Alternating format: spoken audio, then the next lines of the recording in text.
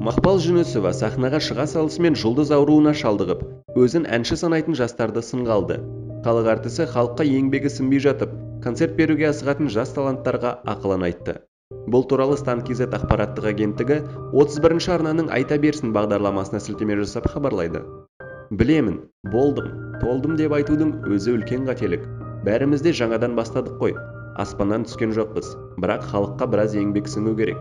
10 жылдай. Мен мысалы жеке концертімді 10 жылдан кейін берген адаммын.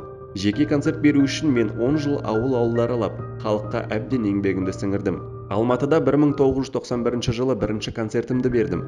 Сол кезде Асқар Тоқпанов деген режиссер кісі бата беріп, әрі қарай жақсы жолмен кеттім. Жастарға айтарым, асықпаңыздар. Асыққан шайтанның ісі. Қазір жастар асығып жатыр. Анау түсірді ма, мен де түсіруім керек деп, бірімен бірі жарысып жатыр дейді халық артисі. Артынан ерген ұрпақты сынға алған апайымыз жалғыз болмай шықты. Әнші Жеңіс Ысқақова өз кезегінде өзгенің күйеуін тартып алған әнші қыздарды сынға алды. Өнер иесі отбасы бар азаматқа көз салатын қыздарды еш түсіне алмайтынын айтты. Сол сияқты актриса Гүлнар Жоланова әріптес әпкесімен келісетінін айтты. Басы бос жігіттер көп, қыздарға да айтарым сол. Өмірде бумеранг заңы бар. Мен оған сенемін, және де қыздарға олай істемеңіздер деп айтамын. Ондай әңгімені көп естігендіктен соңғы кезде таңғалмаймыз. Себебі қалыпты жағдай болып барады. Басынан өткен адамдар тағдыр деп жатыр. Сынамауға тырысамыз.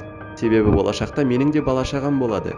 Ешкімді сынамаймын, әркімнің өз тағдыры өз қолында деп өз ойын білдірді Қазақ аруы байқауының жеңімпазы атанған Шоланова ханым.